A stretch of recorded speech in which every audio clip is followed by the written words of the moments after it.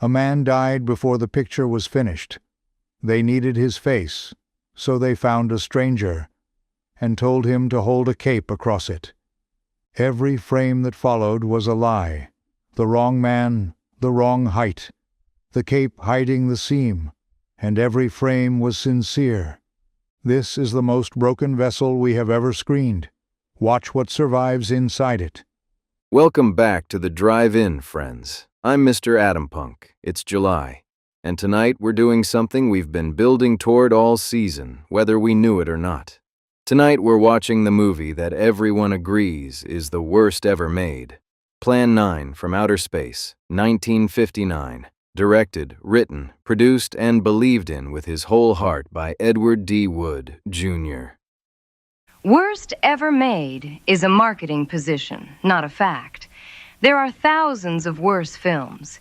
You've just never heard of them because they were bad in the ordinary way, the way that's forgettable. This one is bad in a way that took conviction. That's rarer than good. Let me set the scene.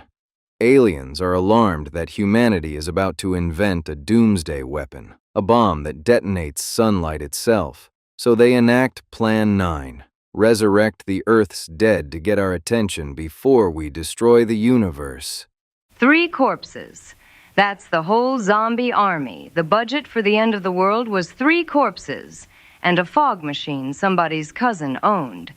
And one of those corpses is Bela Lugosi, Dracula himself, the man who defined the vampire for a century. And by 1956, he was broke, forgotten, fighting a morphine addiction he'd checked himself into a state hospital to beat, the first celebrity to ever publicly admit to that.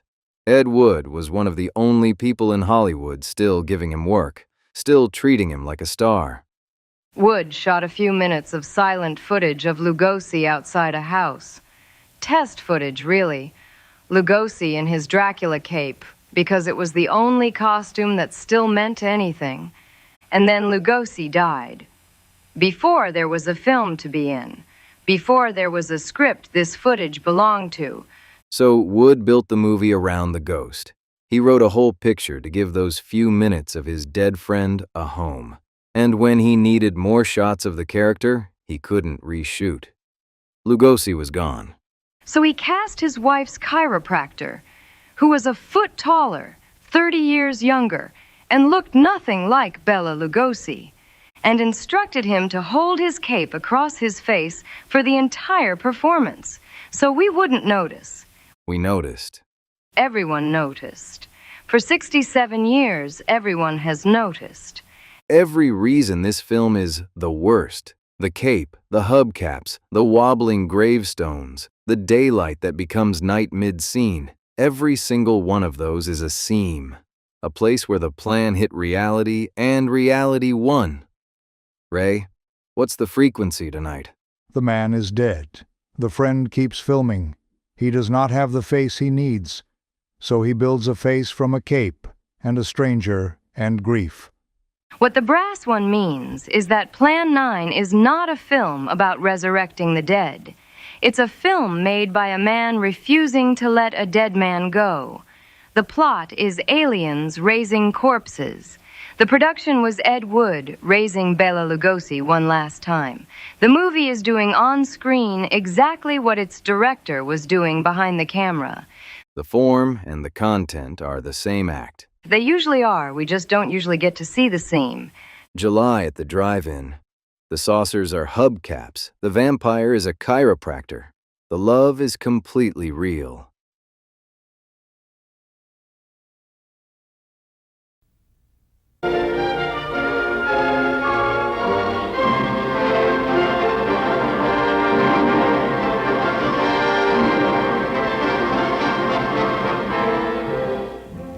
Greetings, my friend. We are all interested in the future, for that is where you and I are going to spend the rest of our lives. And remember, my friend, future events such as these will affect you in the future. You are interested in the unknown, the mysterious, the unexplainable. That is why you are here. And now, for the first time, we are bringing to you the full story of what happened on that fateful day. We are giving you all the evidence based only on the secret testimony of the miserable souls who survived this terrifying ordeal. The incidents, the places. My friend, we cannot keep this a secret any longer. Let us punish the guilty. Let us reward the innocent. My friend, can your heart stand the shocking facts about grave robbers from outer space?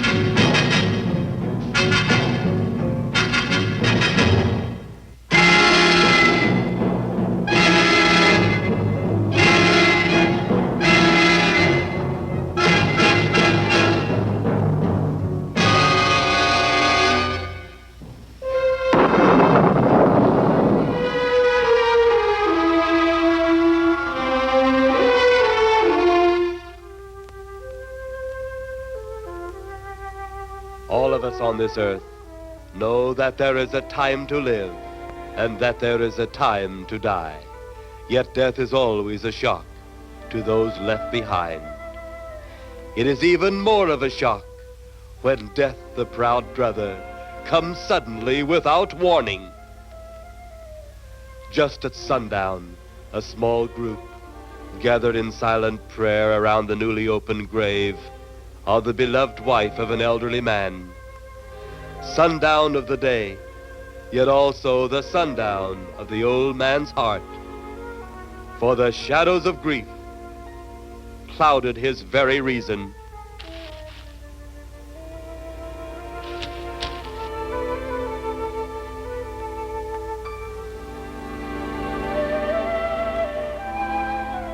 The funeral over, the saddened group left the graveside.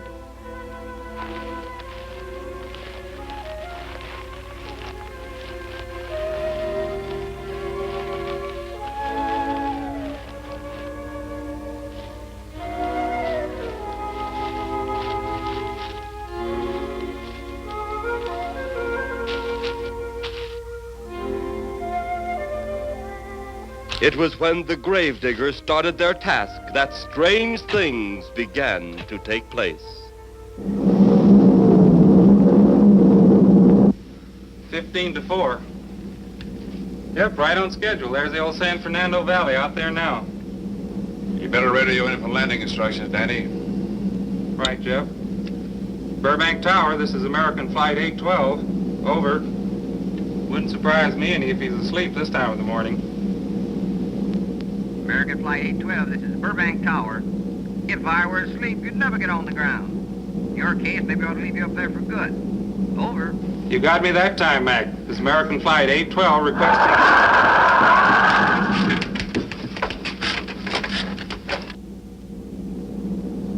Burbank Tower to American Flight 812. Over. Burbank Tower to American Flight 812. Over.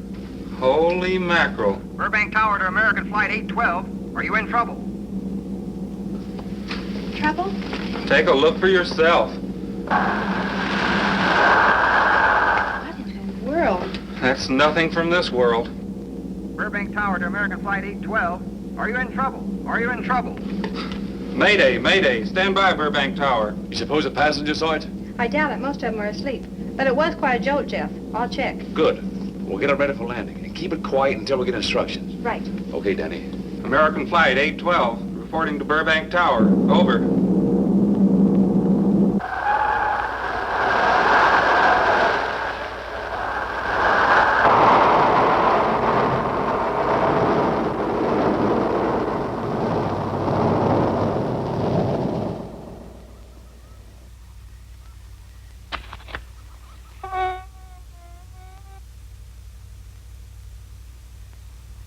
Did you hear anything? I thought it did. Don't like hearing noises, especially when there ain't supposed to be any. Yeah, sort of spooky like. Maybe we're getting old. Whatever it is, it's gone now. That's the best thing for us, too. Gone. Yeah, let's go.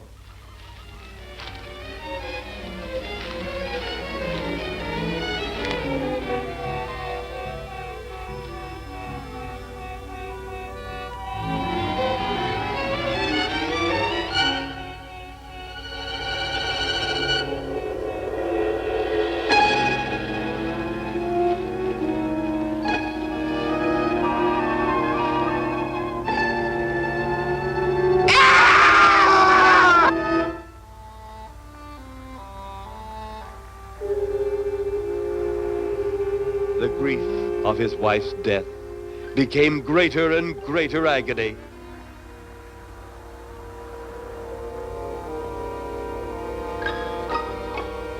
The home they had so long shared together became a tomb, a sweet memory of her joyous living.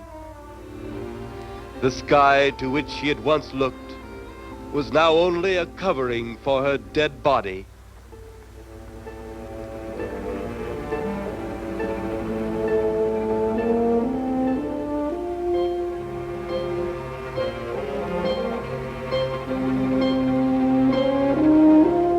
The ever-beautiful flowers she had planted with her own hands became nothing more than the lost roses of her cheeks.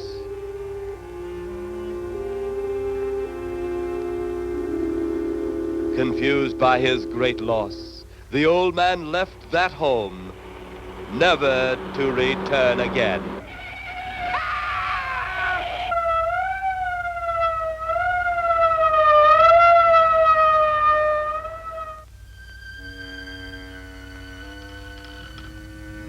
At the funeral of the old man, unknown to his mourners, his dead wife was watching.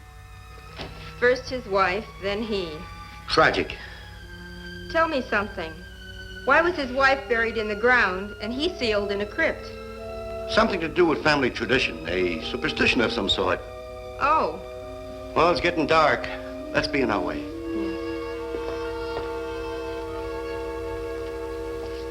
Then, as two of his mourners left his final resting place,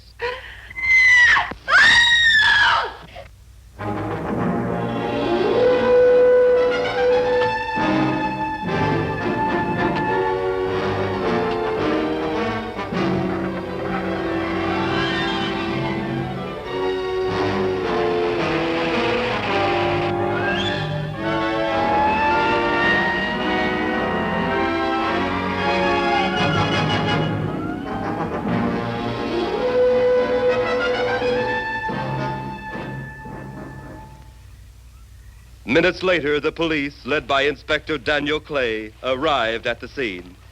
Who found them? The man and girl. Medical examiner been around yet? Just left. The morgue wagon ought to be along most any time. You get their statement? Yeah, much as we could. They're pretty scared. Finding a mess like this ought to make anyone frightened. Have one of the boys take the guy and the girl back to town. You take charge. Okay, Inspector. What are you going to do? Look around a little. It's pretty dark out there. Once you get beyond the range of those lights, you won't be able to see your hand in front of your face. I will get one of the flashlights from the patrol car. Okay, be careful, Clay. I'm a big boy now, Johnny.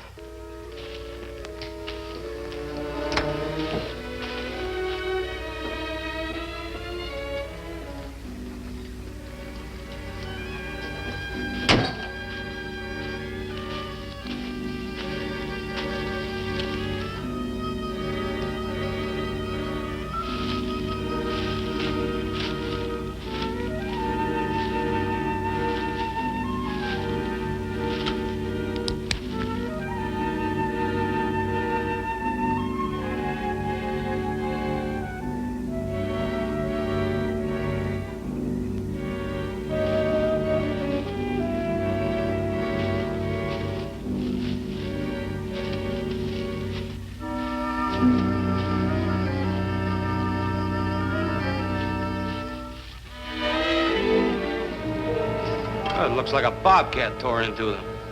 Yeah.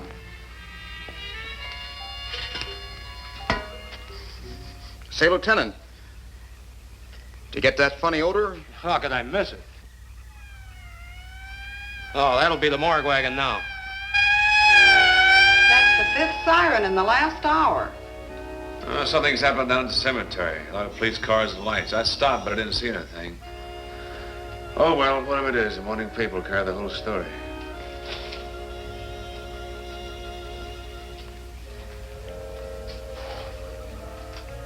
You seem to still be up there somewhere.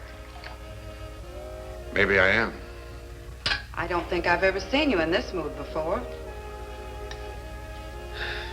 I guess it's because I've never been in this mood before.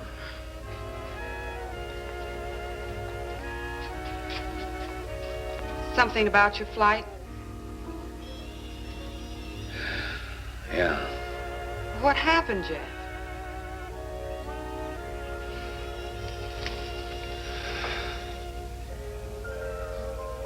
I saw a flying saucer. Saucer? You mean the kind from up there? Yeah, its counterpart. It was shaped like a huge cigar. Dan and Edith saw it, too. When it passed over, the whole compartment lighted up with a blinding glare. Then there was a tremendous wind that practically knocked us off our course. Well, did you report it? Yeah, I radioed in immediately, and they said, we'll keep it quiet until you land. And as soon as we landed, big army brass grabbed us and made us swear to secrecy about the whole thing. Oh, it burns me up. These things have been seen for years. They're here. It's a fact. And the public ought to know about it. There must be something more you can do about it. Only there isn't. Oh, but what's the use of making a fuss? But last night I saw a flying object that couldn't have possibly been from this planet. But I can't say a word. I'm muzzled by army brass. I can't even admit I saw the thing.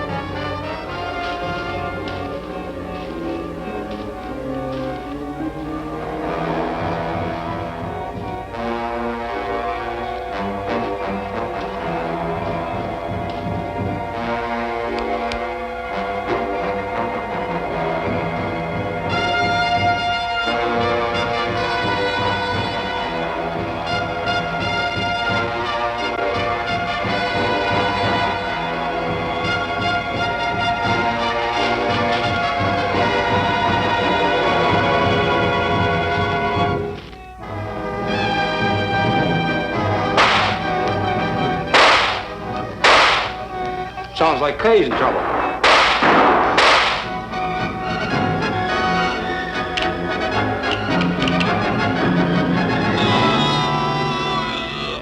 But that apparition we saw had something to do with it. Come on.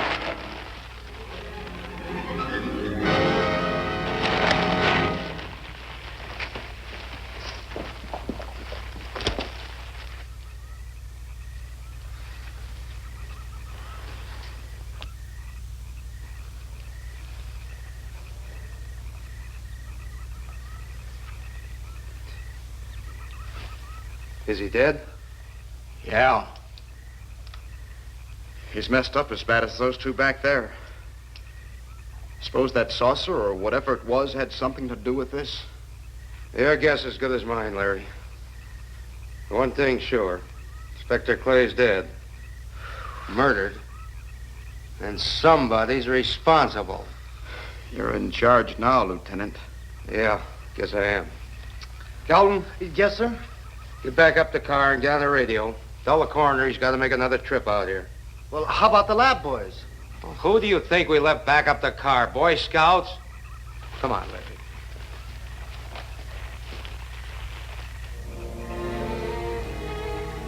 Greater love hath no man than to lay down his life for another. It is always difficult to have last words over the grave of a friend.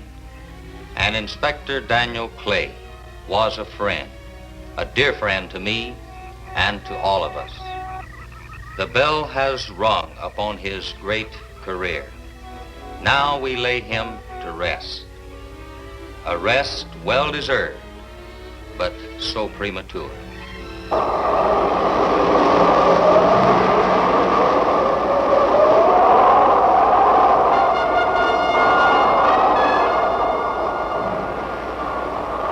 People turning south from the freeway were startled when they saw 3 flying saucers high over Hollywood Boulevard.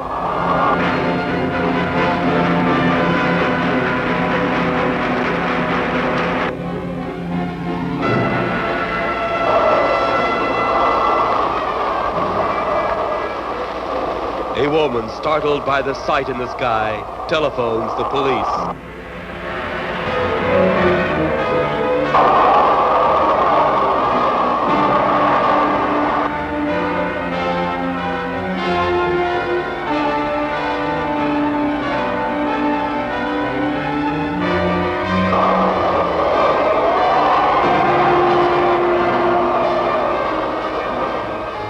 There comes a time in each man's life when he can't even believe his own eyes.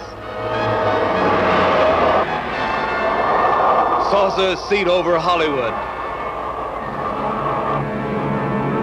Flying saucers seen over Washington, D.C.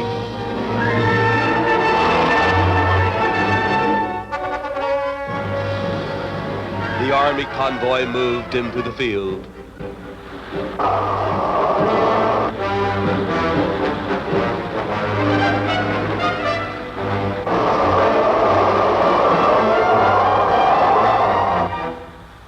Rockets were quickly set up.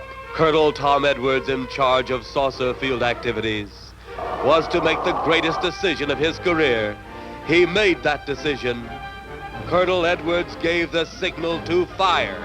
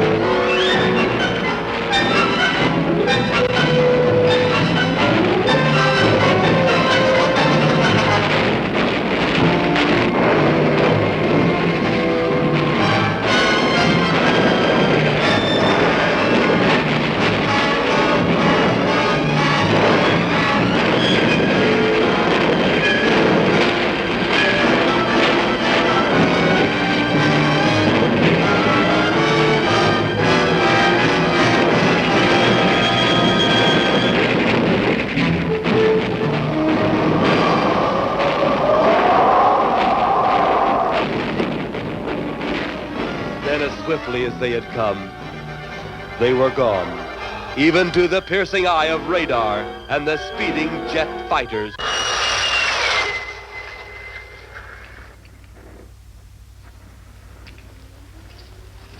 Quite a sight, wasn't it, sir? A sight I'd rather not be seeing. Are you worried about them, sir? Well, they must have a reason for their visits. Visits? Well, that would indicate visitors. Well, the big gun's the usual way of welcoming visitors. We haven't always fired at them. Oh?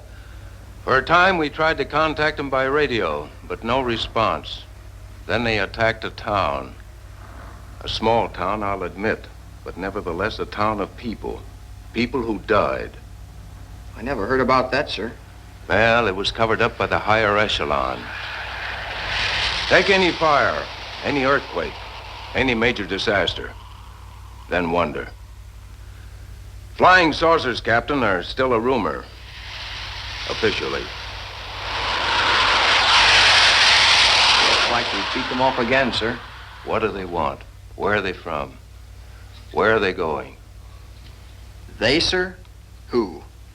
Well, this is a training maneuver, sir.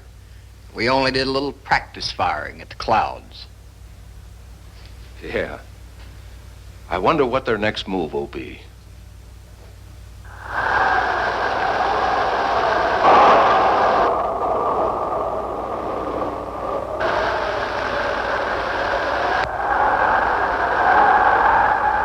What will their next move be?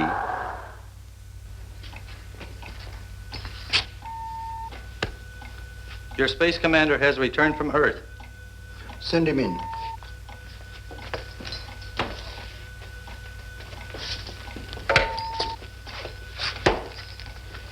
You have your report? We had to pull in here to Space Station 7 for regeneration. We're returning to the planet Earth immediately thereafter. What progress has been made? We contacted government officials. They refuse our existence. What plan will you follow now? Plan 9. It's been absolutely impossible to work through these Earth creatures. Their soul is too controlled. Plan 9. Ah, yes. Plan 9 deals with the resurrection of the dead. Long-distance electrode shot into the pineal and pituitary glands of recent dead. Have you attempted any of this plan as yet? Yes, Excellency. How successful has it been? We have risen 2 so far. We shall be just as successful on more. The living, they have no suspicion of your movements? We had to dispose of 1 policeman. However, none of those risen have been seen. At least not by anyone who still remains alive. It's too bad it must be handled this way. But it must.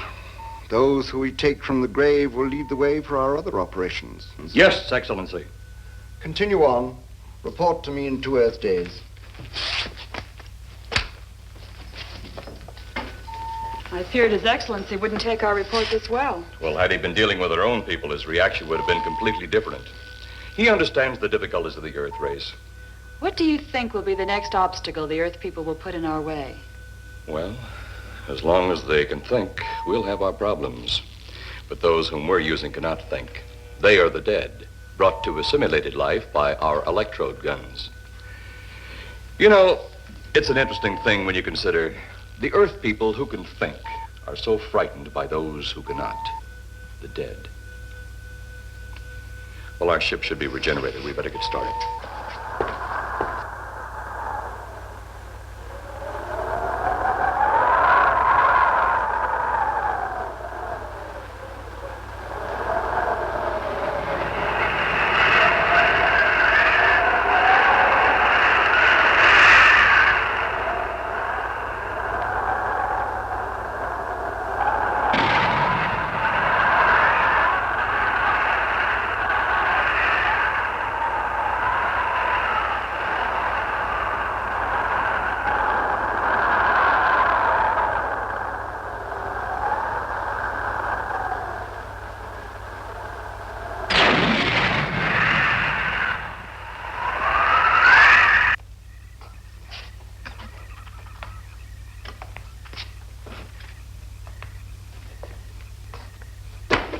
I still think you ought to go in town and stay with your mother until I get back. This is our home, and nothing's going to take me from it. Besides, most men try and keep their wives from going home to Mama. That's not the point. That's all the point there's going to be. Now toddle off and fly your flying machine, darling. But if you see any more flying saucers, will you tell them to pick another house to buzz? Be careful. Don't worry about me. Oh, you're the only thing I do worry about. Oh, forget about the flying saucers. They're up there. But there's something in that cemetery. And that's too close for comfort. The saucers are up there, and the cemetery's out there. But I'll be locked up in there. Now, off to your wild blue yonders. You promise you'll lock your doors immediately? I promise. Besides, I'll be in bed before half an hour is gone, with your pillow beside me. My pillow? Well, I have to have something to keep me company while you're away. Sometimes in the night when it does get a little lonely, I reach over and touch it. Then it doesn't seem so lonely anymore. A crazy kid.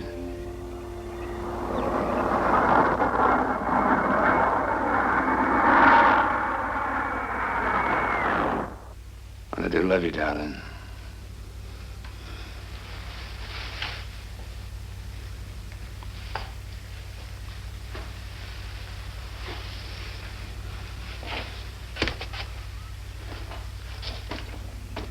See you Thursday. Goodbye, honey.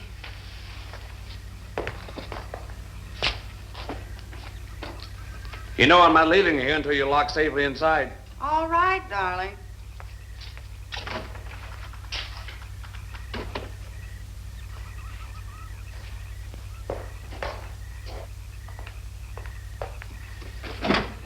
If you're especially nice, I may even lock the side door. And be sure you keep the yard lights on.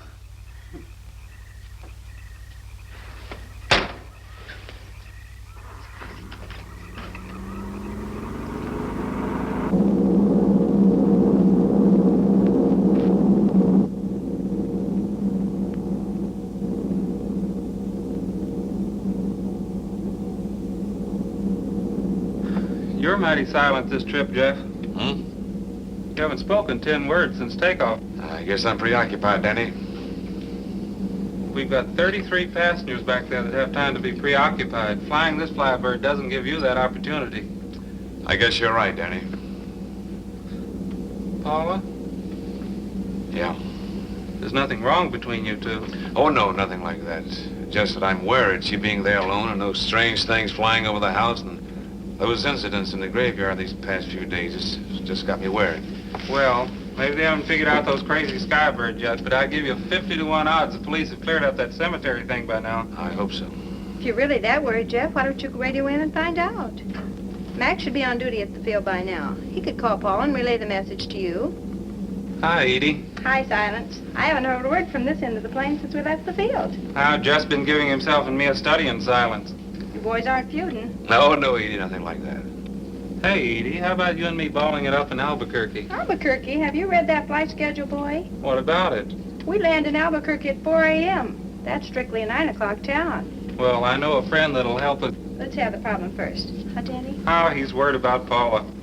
I read about that cemetery business. I tried to get you kids not to buy too near one of those things. We get there soon enough as it is. He thought it'd be quiet and peaceful there. No doubt about that. It's quite all right, like a tomb. I'm sorry, Jeff. That was a bad joke. Say, I almost forgot what I came in here for. How's the coffee situation? That's for me. It sure wouldn't hurt a thing, Edie. Okay, be right back. And say, Jeff, make that call to Mac. Nah, not only she throw cold water on my Albuquerque plan, but now she's repeating herself. How about that Albuquerque ball? I can't resist your charm, Danny boy.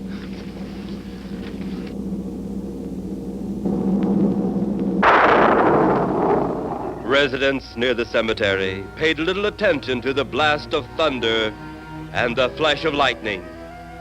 But from the blast arose the moving figure of the dead old man.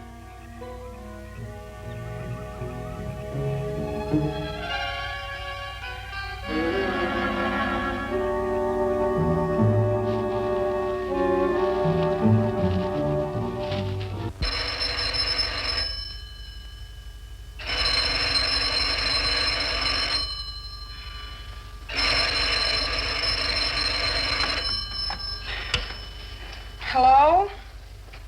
Who? Mac?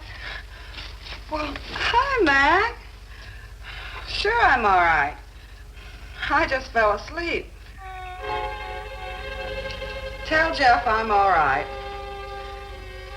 Okay, Mac. Thanks for calling. Good night.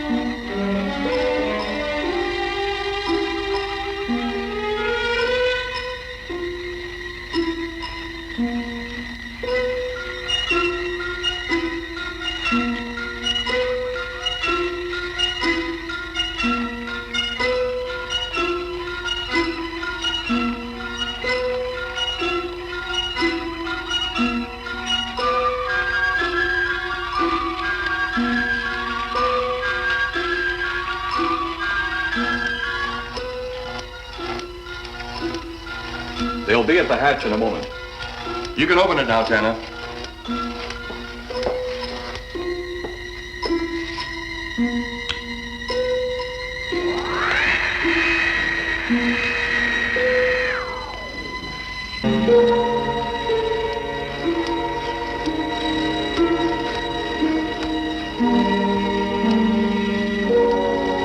Turn off the electrodes quickly. They can't tell us from anyone else.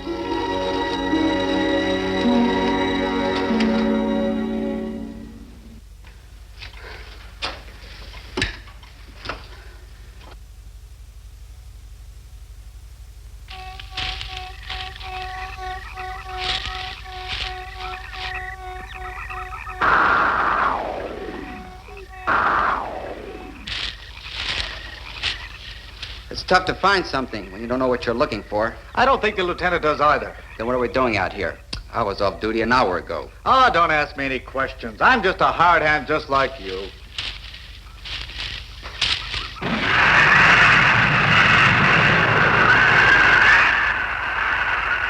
What do you suppose that noise was? Whatever it was, it's no more strange than the other things happening around this cemetery. Spirits like old Farmer Calder talked about. Well, maybe. The only spirits he saw tonight were those I smelled on his breath. Oh, don't forget, Miss Trent claims to have seen them, too. She didn't have anything on her breath. She was hysterical. Well, true, she was frightened and in a state of shock. But don't forget that torn nightgown and the scratched feet. Yeah, I hadn't thought of that. Guess that's why you're a detective lieutenant and I'm still a uniformed cop. Sometimes it's only the breaks, Larry. Meantime, let's get going. Lieutenant, did you hear that? How could we help it? It sure was strange. Know what it was? No more than you do. Went for orders. I get out of here right now. It was a saucer. A flying saucer? What makes you say that? Do you remember the noise we heard the other night? We were knocked to the ground. How could I forget? Exactly. But you're not remembering that sound. There you're wrong, Lieutenant. I'm with the fact the sound is similar, but what about the blinding light? Well, haven't you heard? And many times the saucer hasn't had a glow. Or a light of any kind, for that matter. That proves it. What next, Lieutenant? Maybe this doesn't mean much, but Jamie and me found a grave that looks like it's been busted into. What? Where? Why, what? Come on, man, out with it. We haven't got all day to waste. Oh, just over there beyond the crib. All right, show us the way. Look, here it is, Lieutenant.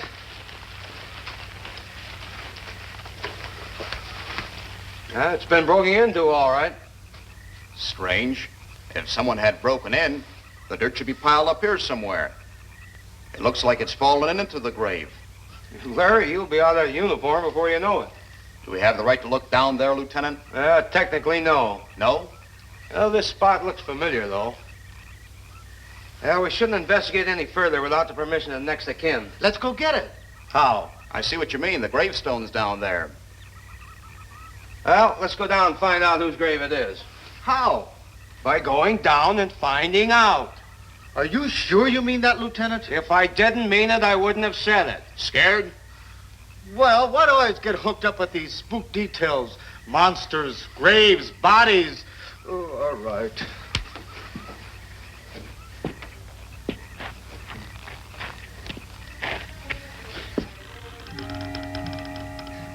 Casket's here, but nobody's in it.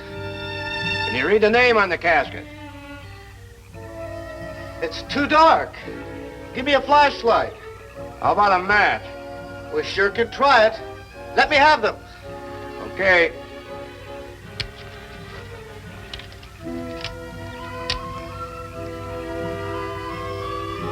It's Inspector Clay's grave, but he ain't in it.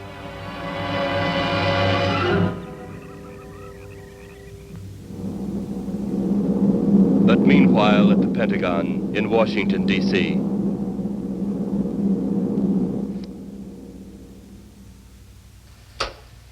Right, G2. Come in. Yes, of course.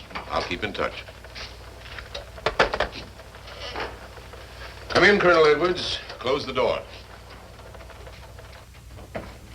At ease, Colonel. Thank you, sir. Sit down.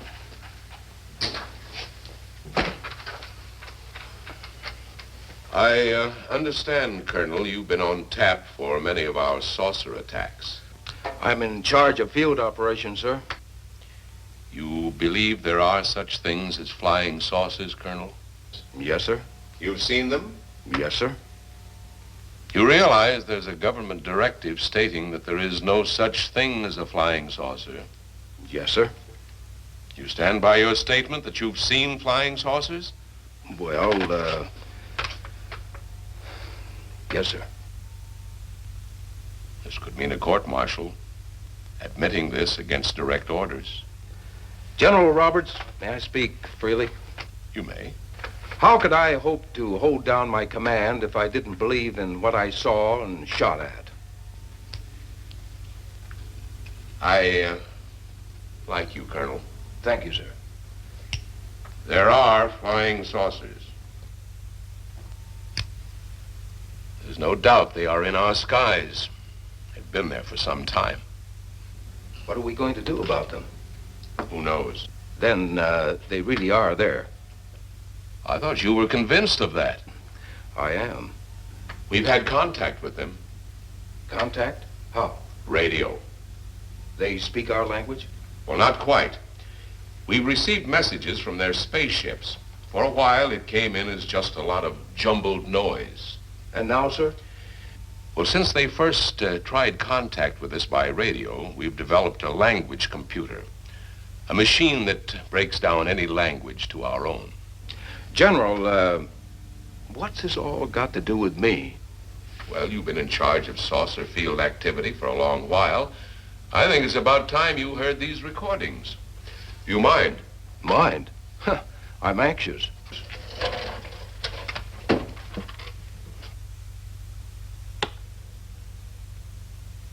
This is Eros, a space soldier from a planet of your galaxy. I fully realize our language differences.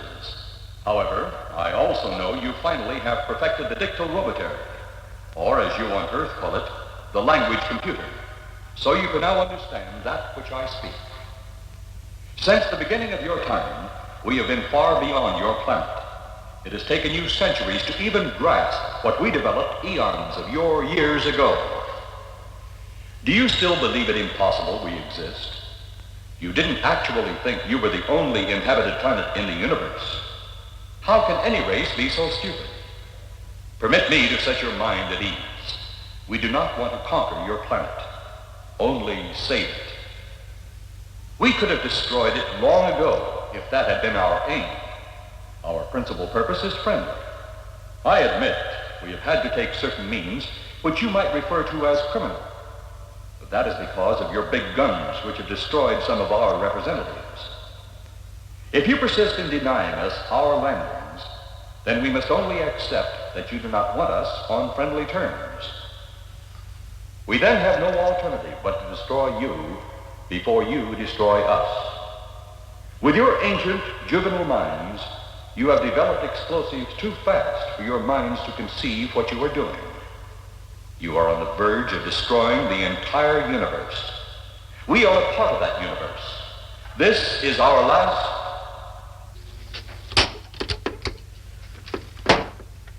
That's the end of that one. Atmospheric conditions in outer space often interfere with transmitting. How many of these recordings do you have, General? An even dozen up to now. This was the last one. We received it over a month ago. You think they mean business? We can't afford to take any chances. Come over here.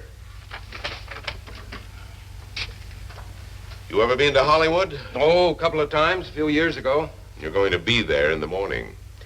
Just a few minutes from Hollywood, in the town of San Fernando, reports have come in of saucers flying so low the exhaust knocked people to the ground. There have even been stated claims of saucer landings. Major Carlson will replace you while you're out there. You're the best man for the job of attempting to contact them. Find them, Colonel. See what in hell it is they want. All right, sir.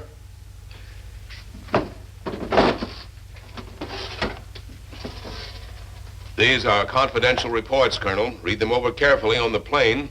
Turn them over to intelligence when you get to Los Angeles. They'll have further orders for disposition. Yes, sir. Colonel Edwards? Yes, sir. Good luck. Thank you, sir.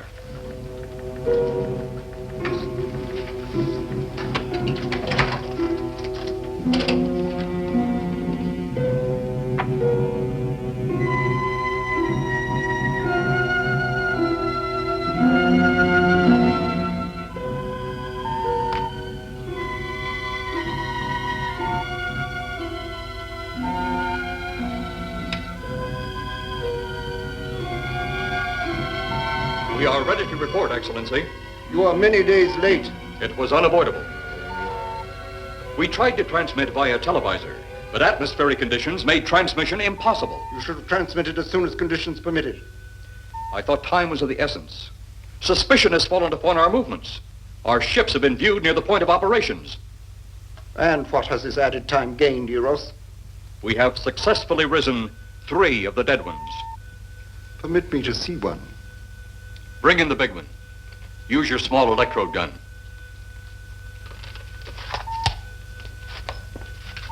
I have taken 2 ships from your command. But that will leave only my ship. It is necessary that you continue your mission alone. I have need of your other ships elsewhere. Even though you have risen 3 of the Earth's dead, the plan is far from successful. And you, Eros, must prove it an operational success before more time, energy, ships, and your countrymen may be spent on it. We will not fail. Everything is on our side. Not everything. You do not have the live Earth people. You reported that your ship was viewed at the scene of your present operations. That is correct. They have been viewed many times, but not at the scene of operations. Something must be done about that.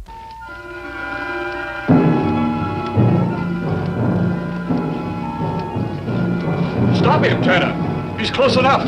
Turn off your electrode gun. No! No! Stop him, Tanner! I can't get it. It's jammed. Stop him, you fool! Drop the gun to the floor, Tanner. The metal will break contact.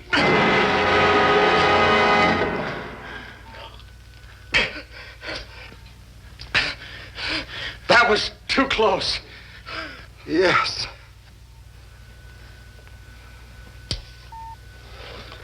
Bring the giant here that I may get a better look at him.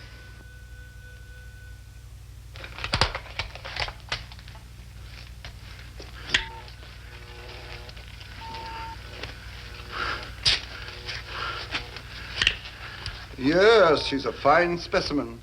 Are they all this powerful on planet Earth? This one is an exception, Excellency. What are the other 2 like? One is a woman, the other an old man. An old man, you say? Yes, Excellency. This gives me a plan. Put the big one away. Pick up your electrode gun. Make sure it's in working order before pointing it at him. Whatever made it jam seems to have been cleared by the fall. Take him back to the ship.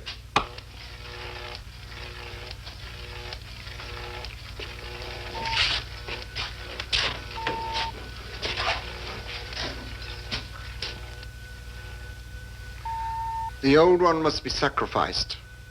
Re-land on Earth. Send the old one to enter a dwelling. Then cut the electrokinetic and turn on your ship's decomposure ray. The result will astound those watching.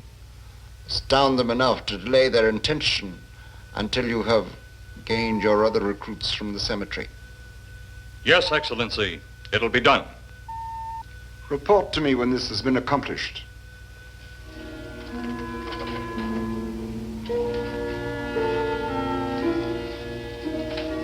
Eros, the Earth people are getting closer to that which we fear.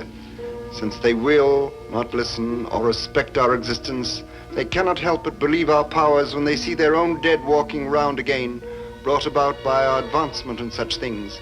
As soon as you have enough of the dead recruits, march them on the capitals of the Earth. Let nothing stand in your way. Their own dead will be used to make them accept our existence and believe in that fact.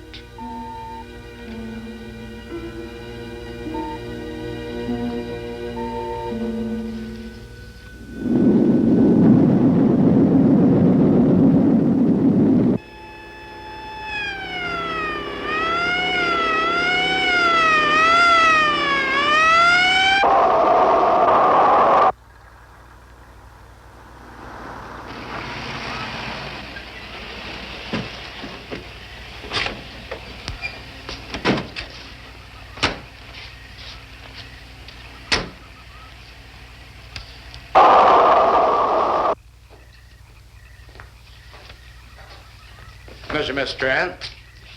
This is Colonel Edwards from Washington, D.C. Good evening, Colonel. Hello, Colonel. Colonel would like to ask you a few questions. Questions? What about, Colonel? May I sit down? Oh, I'm sorry. Please do. I want to ask you about your strange experience the other night when you saw the flying saucer. After that, the police brought me home. I hope I never see such a sight again. Well, after your description, I don't think I'd want to see it either. One thing more. After you were forced to the ground by that blast of wind, was it a hot or cold blast? It's kind of hard to explain. It wasn't hot, wasn't cold. It was just a terrific force. We couldn't get off the ground. The light blinded me so badly, I couldn't see a thing. We could only feel the pressure of the wind until it was gone. When the glare left us, we could see a glowing ball disappearing off in the distance. Which way? Toward the cemetery.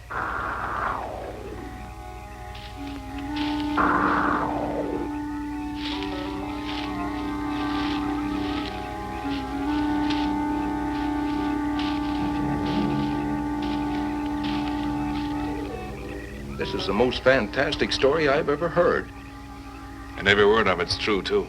That's the fantastic part of it. Colonel, we found a lot of suspicious things out in that cemetery. But then again, didn't find anything to base a fact or suspicion on. Hey, you hear anything?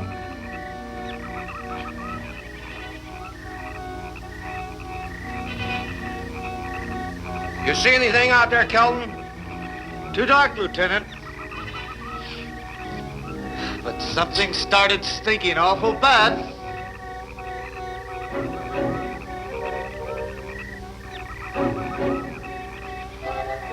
There's something out there.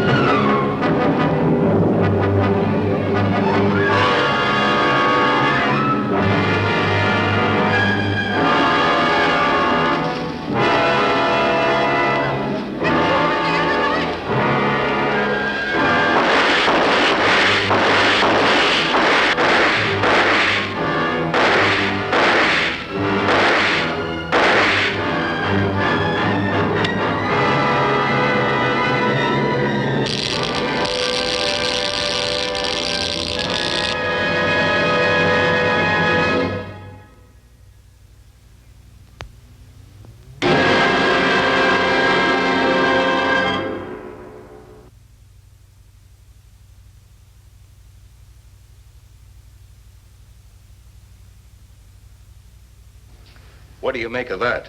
You got me. Didn't look that way a minute ago. What about your man? Oh, the excitement, I forgot all about Kelton.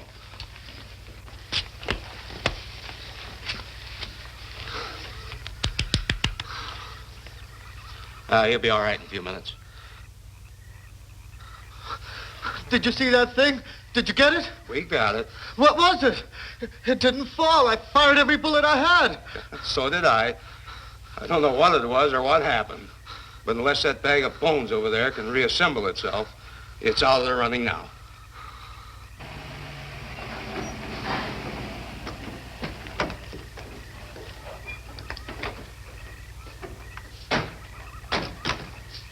Colonel, I've been out here so often, you think I've taken a lease on this place. Not a long lease, I hope. I see what you mean. But you know, I can't help but feel the answer's out here somewhere. Is the girl safe?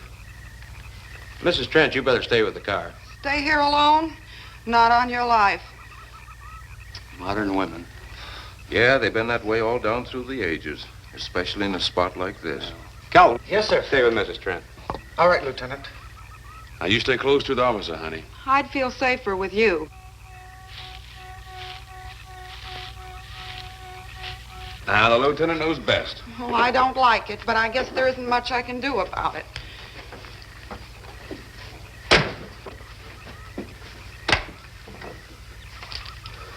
You have a gun? No. You know how to use one? After 4 years in the Marine Corps? Here. You think we'll need these? You can never tell. Let's get going.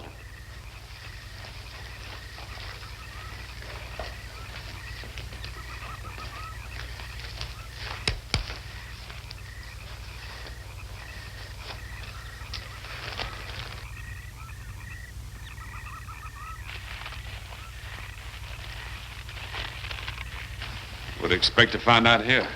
Well, there's only one answer to that, Mr. Trent. We'll know when we find it. Inspector Clay's grave's right over here. Is that the one you told me was broken into? Yes.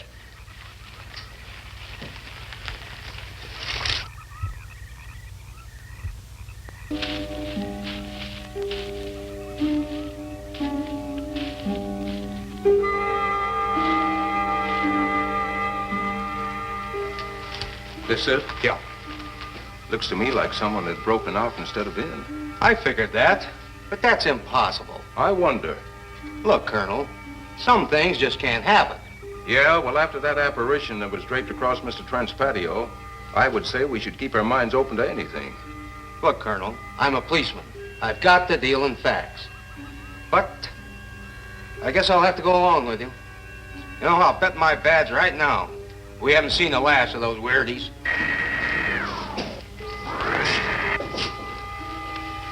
They'll discover our ship soon. You going to let them find us? It's the only way. These are the same men who have been so close so often. They must be halted before they can inform others about us. But there were others in the car. They'll be taken too. Send the big one for the girl and the policeman. I'll turn on the dictorobatary so we may converse with them.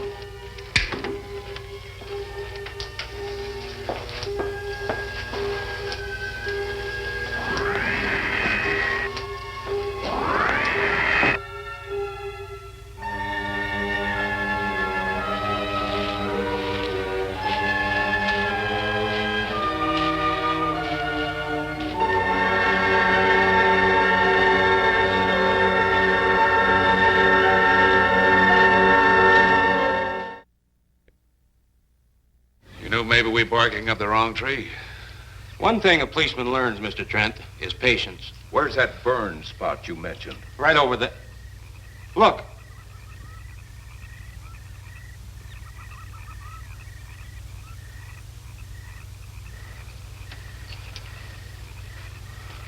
We'll investigate, but move carefully.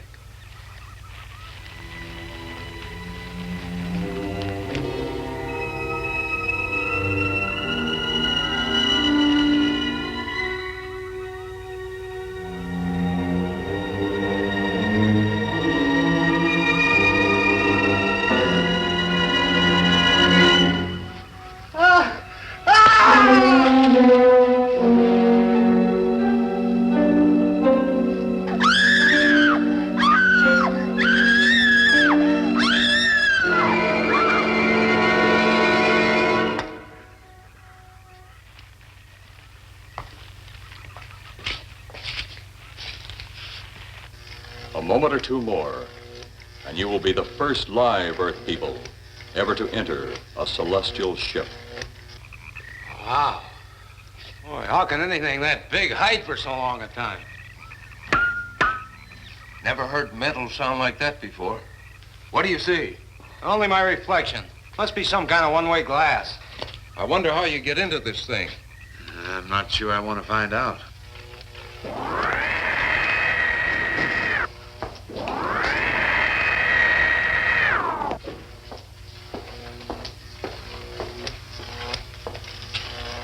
They're just outside.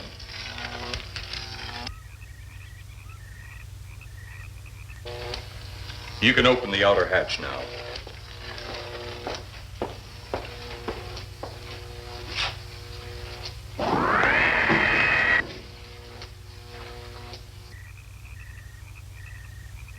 Look out! You going in that thing? That's what we're here for.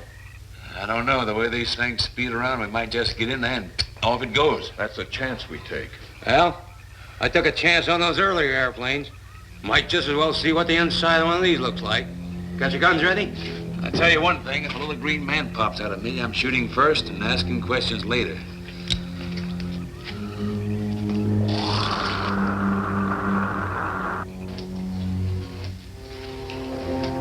in the outer chamber now. Eros, do we have to kill them? Yes. Seems such a waste. Well, wouldn't it be better to kill a few now than, with their meddling, permit them to destroy the entire universe? You're always right, Eros. Of course. But those are not my words. Those are the words of the ruler.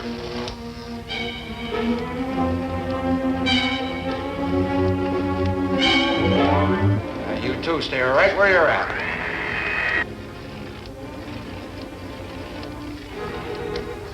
We will do as you command.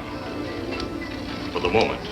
No for the moment about it. You just do as I tell you.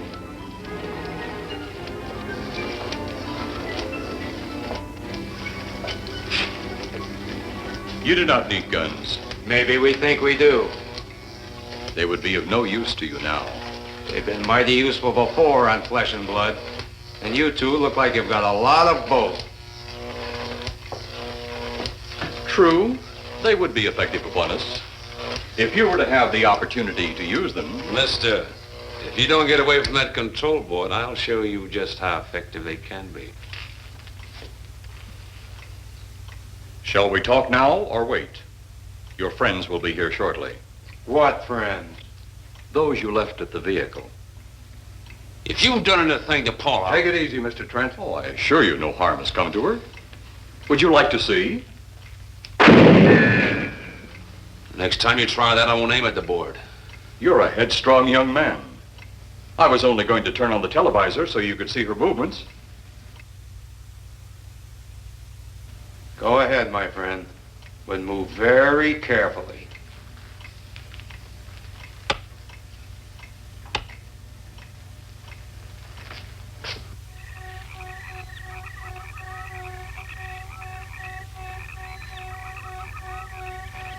She's only fainted.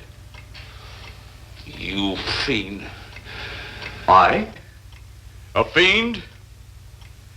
I am a soldier of our planet. I? A fiend? We did not come here as enemies. We came only with friendly intentions, to talk, to ask your aid. Our aid? Yes, your aid for the whole universe. But your governments of Earth refused even to accept our existence. Even though you've seen us, heard our messages, you still refuse to accept us. Why is it so important that you want to contact the governments of our Earth? Because of death. Because all you of Earth are idiots. Now, you just hold on, Buster. No, you hold on. First was your firecracker, a harmless explosive. Then your hand grenade. They began to kill your own people a few at a time. Then the bomb. Then a larger bomb. Many people are killed at one time. Then your scientists stumbled upon the atom bomb. Split the atom. Then the hydrogen bomb, where you actually explode the air itself. Now you can brings the total destruction of the entire universe served by our sun. The only explosion left is the solaranite. Why, there's no such thing. Perhaps to you, but we've known it for centuries. Your scientists will stumble upon it as they have all the others. But the juvenile minds which you possess will not comprehend its strength until it's too late. You're way above our heads. The solaranite is a way to explode the actual particles of sunlight. Why, that's impossible. Even now, your scientists are working on a way to harness the sun's rays. The rays of sunlight are minute particles. Is it so far from your imagination they cannot do as I have suggested? Why, a particle of sunlight can't even be seen or measured. Can you see or measure an atom? Yet you can explode one. A ray of sunlight is made up of many atoms. So what if we do develop this solanite bomb? We'd be even a stronger nation than now. Stronger. You see? Your stupid minds. Stupid! That's all I'm taking from you. Get back here, you jerk! Let him finish.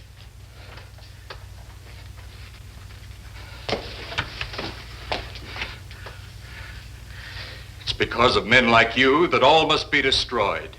Headstrong, violent, no use of the mind God gave you. You talk of God? You also think it impossible that we too might think of God? You, who wear the uniform of your country. You see, I wear the uniform of my country. Yes, we've had to use drastic means to get to you, but you left us no alternative.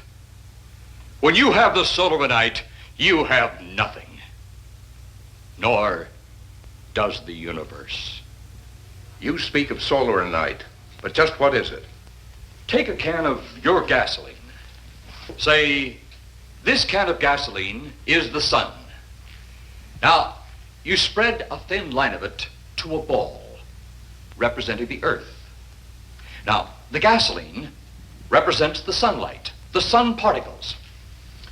Here we saturate the ball with the gasoline, the sunlight. Then we put a flame to the ball. The flame will speedily travel around the earth, back along the line of gasoline to the can, or the sun itself. It will explode this source and spread to every place that gasoline, our sunlight, touches. Explode the sunlight here, gentlemen. You explode the universe. Explode the sunlight here, and a chain reaction will occur direct to the sun itself and to all the planets that sunlight touches, to every planet in the universe. This is why you must be stopped. This is why any means must be used to stop you. In a friendly manner, or as it seems, you want it. He's mad. Mad? Is it mad that you destroy other people to save yourselves? You have done this. Is it mad that one country must destroy another to save themselves? You have also done this. How then is it mad that one planet must destroy another who threatens the very existence? That's enough! In my land, women are for advancing the race, not for fighting man's battle. Life is not so expansive on my planet. We don't cling to it like you do. Our entire aim is for the development of our planet.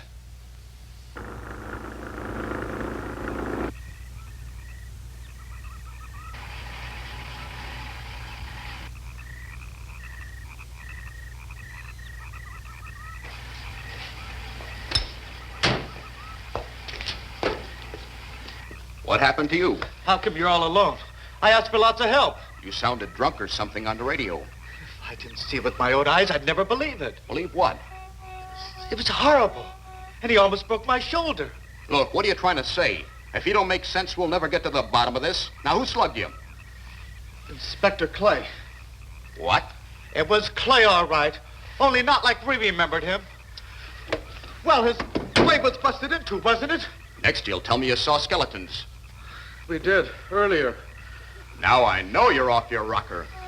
All of us saw it. The lieutenant, the colonel, everybody. Where's the lieutenant now? We've got to find him. Mrs. Trenner's gone. I was left here to guard her. But Clay showed up and put me out of the running. And the second time tonight, and I'm getting darn tired of it. Which way were they going? Off that way. Come on.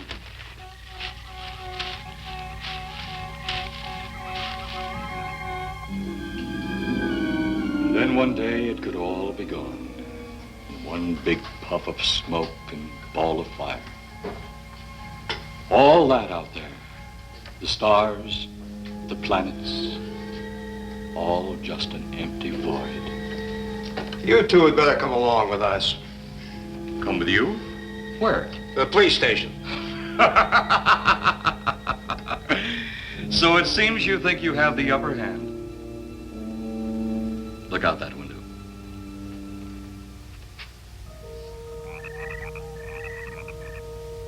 Jeff.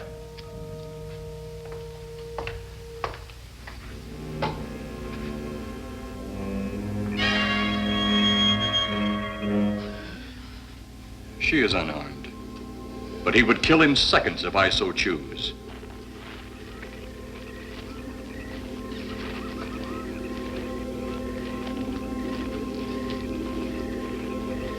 Holy cow!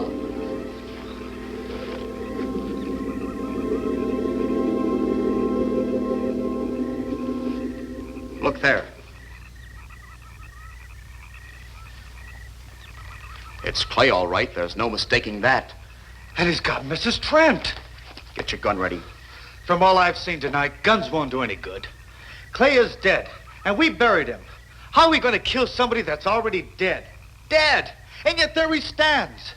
That other one earlier, I emptied a full clip into. I'm seeing it. That's the only reason I'm listening to you.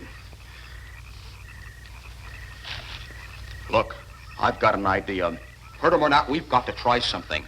I'm going to sneak up behind him and whop him over the head. That ought to make a move. Follow me. Even when Clay was alive, he couldn't run fast enough to catch me. So when he does, you grab Mrs. Trent and run like lightning in the opposite direction. Oh, you think it'll work? Know of anything else to try?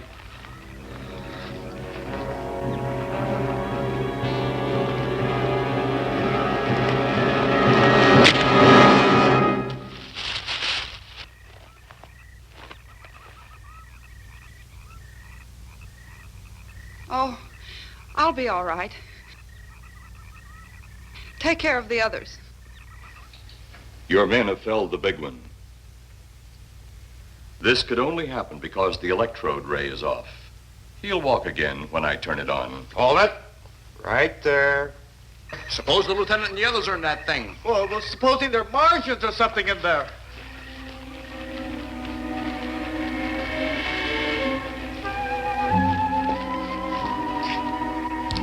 Come on, let's go. Open up in there. Open up. Get that door open. Colonel, I wouldn't know one switch from another.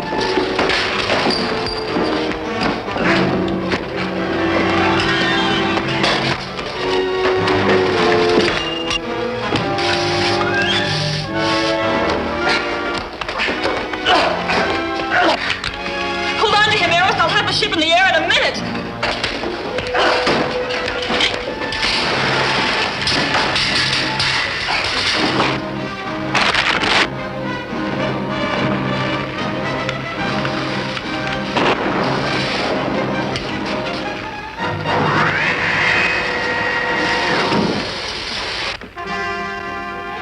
Get out of here, Jeff. The ship's on fire.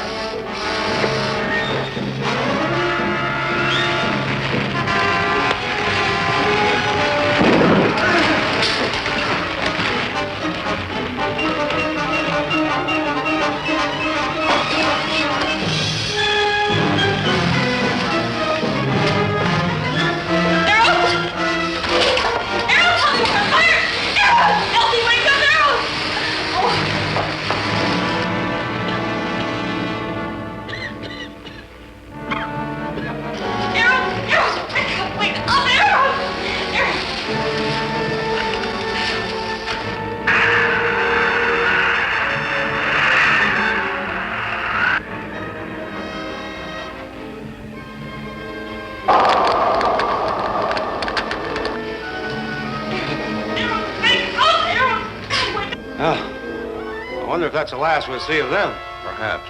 But sooner or later, there'll be others. Look!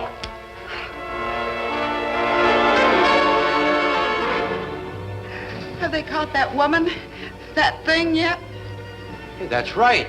There's another ghoul running loose. And it's my guess that she'll look like him. With the ship and the ray gun gone, they have no control. We gotta hand it to them, though. They're far ahead of us.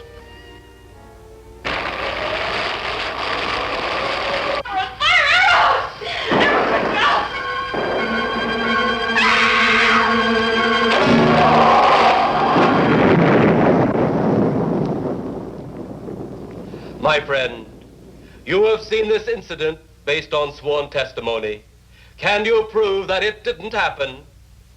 Perhaps on your way home, someone will pass you in the dark, and you will never know it, for they will be from outer space. Many scientists believe that another world is watching us this moment. We once laughed at the horseless carriage, the airplane, the telephone, the electric light, vitamins, radio, and even television. And now some of us laugh at outer space.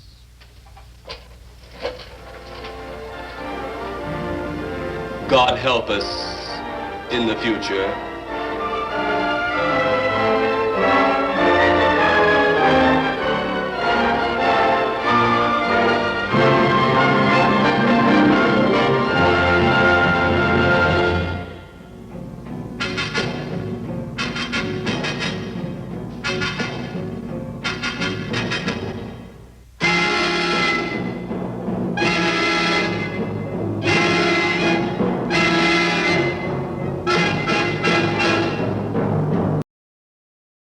Okay, the saucers have landed, or, been lowered.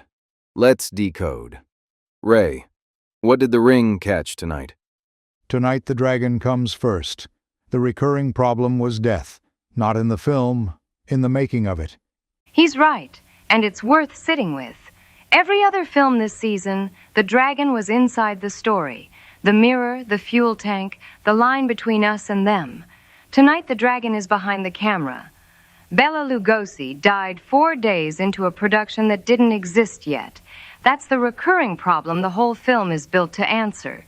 Everything you laugh at is Ed Wood answering it.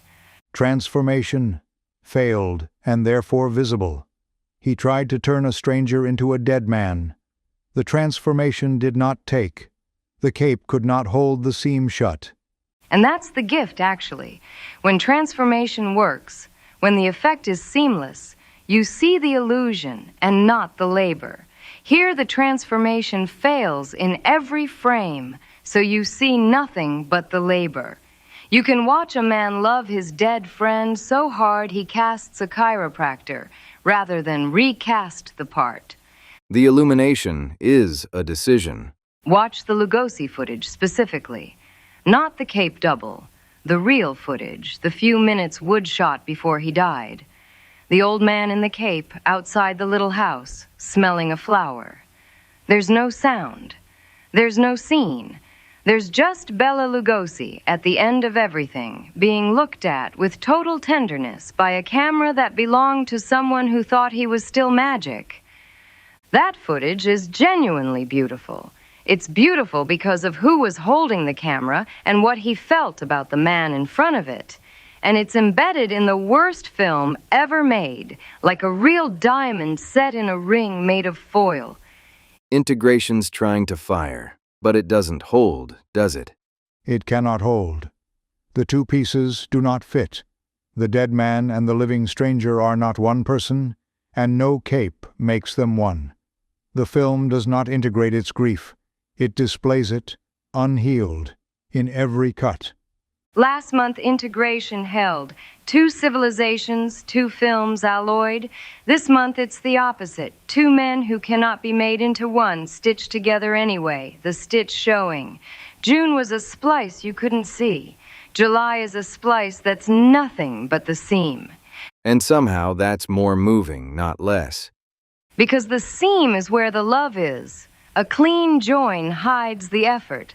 A visible join is the effort, frozen where you can see it. The cost was dignity. He paid it and did not seem to notice. The world laughed for 67 years. He would have kept the reels anyway. Let's talk about Ed Wood for real, though, because Worst Director Ever is the easy version and it's not the true one. Edward D. Wood, Junior Marine.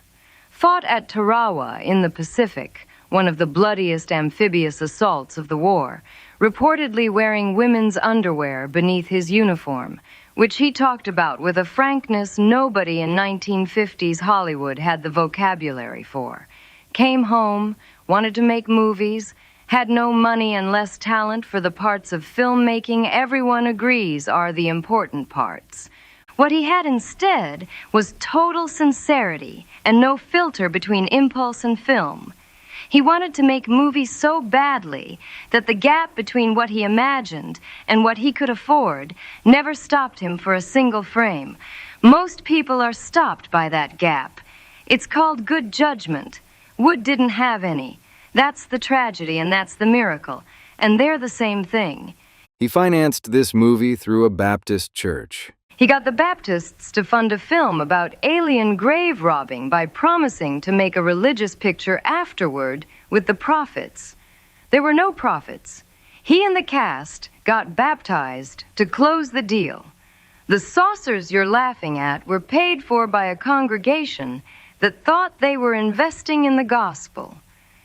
Tim Burton made a whole film about this man, Ed Wood, 1994, and it's one of the most loving biopics ever made.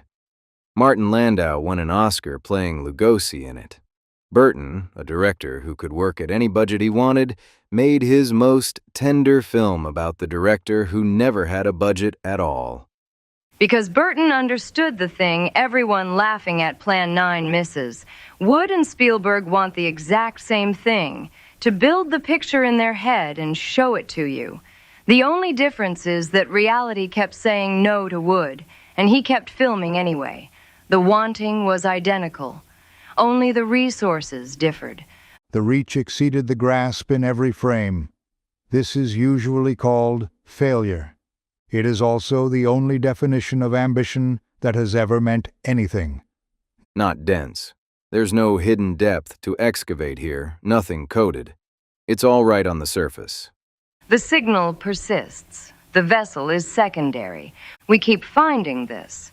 Corman's rubber suit, Grofe's sepia Mars, Grafe's coded loneliness, Coppola's censored splice, and now a chiropractor holding a cape over his face. The vessel keeps being garbage. The signal keeps arriving. That's the whole reason this show exists if you want the honest version.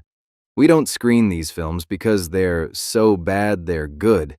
That's a way of watching that keeps you safe, above the material, laughing down at it. We screen them because a man's grief for his dead friend made it all the way to you, tonight, in July of 2026, through a hubcap on a string. It shouldn't have survived. Everything about the vessel says it should have been lost, and it wasn't. Bela Lugosi's last performance is a few silent minutes of an old man smelling a flower, and it's safe. It's preserved. It'll outlast every film that was made correctly that year. Because someone refused to lose it. That is the entire mechanism. There is no other one. That's July, friends. Next month, August, we've got The Brain That Wouldn't Die, 1962. A doctor keeps his fiancée's severed head alive on a tray while he shops for a new body for it. She spends the film begging him to let her die. It does not go well for anyone, including the audience. Summer's getting darker. Ray, take us out. A man died, and his friend would not accept it. And so he made a machine of film and grief to keep the dead man moving. The machine did not work. The seams show in every frame. The whole world knows it failed, and the dead man is still here, 67 years on, smelling his flower, loved on camera. The vessel failed completely and preserved him perfectly. There is no better outcome than that. Make something before you're ready. Everyone good was terrible first. Some of them just kept the reels. See you at the drive-in. Reach past your grasp. Film the thing you can't afford. Hold the cape up and keep shooting. The seam is where the love shows.